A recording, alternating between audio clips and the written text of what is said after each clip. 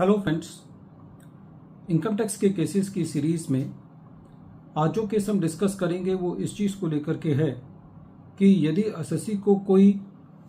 Interest मिलता है जो कि कंपनसेशन पर है या एनहेंस्ड कंपनसेशन पर है, जो कि section 28 of the land acquisition act के मुताबिक है, तो क्या ये इंटरेस्ट सेक्शन 56 सबसेक्शन 2 क्लॉज 8 और सेक्शन 145 बी सबसेक्शन 1 के तहत टैक्सेबल है या वो इंटरेस्ट एग्जेम्प्ट है। यही इशू चंडीगढ़ ITAT ने अपने एक case Ajay Kumar versus income tax officer and connected appeals के केस में डिसाइड किया और ये case 136 ITR tribunal page number 626 पर रिपोर्ट हुआ। इस केस का जजमेंट 11 नवंबर 2025 को आया। इस इशू के ऊपर काफ़ी लिटिगेशन है, अलग अलग ट्रिब्यूनल्स का अलग अलग व्यू है। प्रेजेंट केस के अंदर एसएससी ने अपनी इनकम टैक्स की रिटर्न फाइल की थी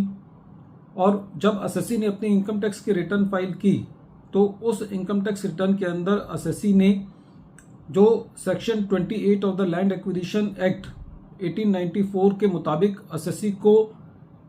एनहेंस्ड कंपनसेशन पर जो इंटरेस्ट मिला था उस इंटरेस्ट को एसएससी ने टैक्सेबल दिखाया। बाद में एसएससी ने अपनी रिटर्न को रिवाइज किया और उस इंटरेस्ट को एग्जेम्प्ट दिखाया, जिसकी वजह से एसएससी का रिफंड बना। एसएससी का केस कंप्लीट स्क्रूटनी के लिए दो इशू पर चुना गया। इसके अंदर पहला इशू ये था कि जो एसएससी है उसने अपनी रिवाइज्ड रिटर्न फाइल करके अपनी इनकम को रिड्यूस किया है, और दूसरा जो एसएससी ने अपना इंटरेस्ट दिखाया है जो उसके 26 ईयर्स में आ रहा है और जो उसने इनकम फ्रॉम अदर सोर्सेज में ली है उसके अंदर डिफरेंस है। During the assessment proceedings SSC का ये कहना था कि जो इंटरेस्ट है लैंड एक्विजिशन एक्ट 1894 के सेक्शन 28 के मुताबिक वो कंपनसेशन का ही हिस्सा है और वो सेक्शन 10 सब सेक्शन 37 के अंदर एग्जेम्प्ट होना चाहिए। इसके अगेंस्ट असेसिंग ऑफिसर का ये कहना था कि जो section 10 sub section 37 of the income tax act है वो खाली कंपनसेशन के लिए अप्लाई करता है, ना कि इंटरेस्ट ऑन कंपनसेशन के लिए। और अकॉर्डिंगली असेसिंग ऑफिसर ने एसएससी ने एग्जेम्प्ट क्लेम किया था उस इंटरेस्ट को, उसको नहीं माना। जब ये मैटर CIT अपील के पास था तो CIT अपील ने भी एसएससी की कंटेंशंस को एक्सेप्ट नहीं किया और ये कहा कि ये इंटरेस्ट जो है वो section 56 subsection 2 clause 8 read with section 145 B subsection 1 के मुताबिक ये अमाउंट टैक्सेबल है।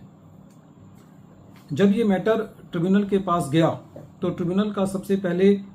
ये कहना था कि जो एसएससी की ये दलील है कि ये अमाउंट टैक्सेबल नहीं है, वो एसएससी की जो कंटेंशन है वो 1 अप्रैल 2010 से पहले अप्लाई होती है। 1 अप्रैल 2010 के अंदर लॉ के अंदर स्पेसिफिकली बदलाव किया गया, जिसके मुताबिक सेक्शन 56 सबसेक्शन 2 क्लॉज 8 के अंदर इस अमाउंट को टैक्सेबल किया गया और सेक्शन 145 बी सबसेक्शन 1 के अंदर ये क्लैरिफाई किया गया कि जिस साल के अंदर एसएससी को ये इंटरेस्ट मिलेगा उस साल वो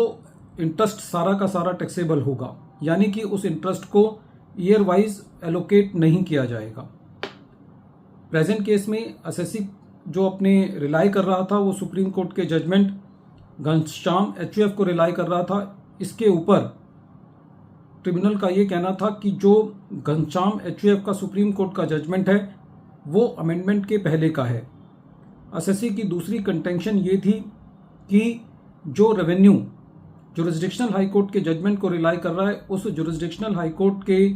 जजमेंट में घनश्याम HUF सुप्रीम कोर्ट के जजमेंट का जिक्र नहीं है, और क्योंकि उस डिसीजन को टेक केयर नहीं किया गया तो जो जुरिस्डिक्शनल हाई कोर्ट का जजमेंट है वो सही नहीं है।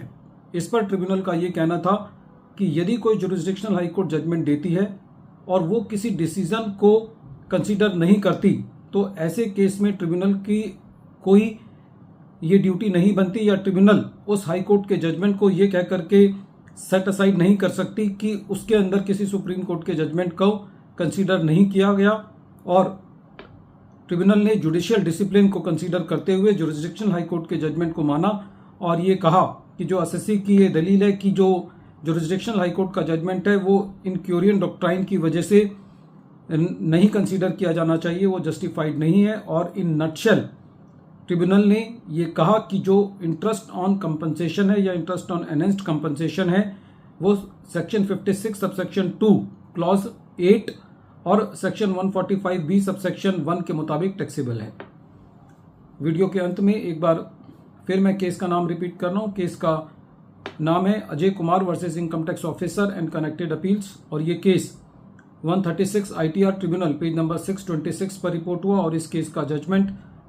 11 नवंबर 2025 को आया। Thank you friends.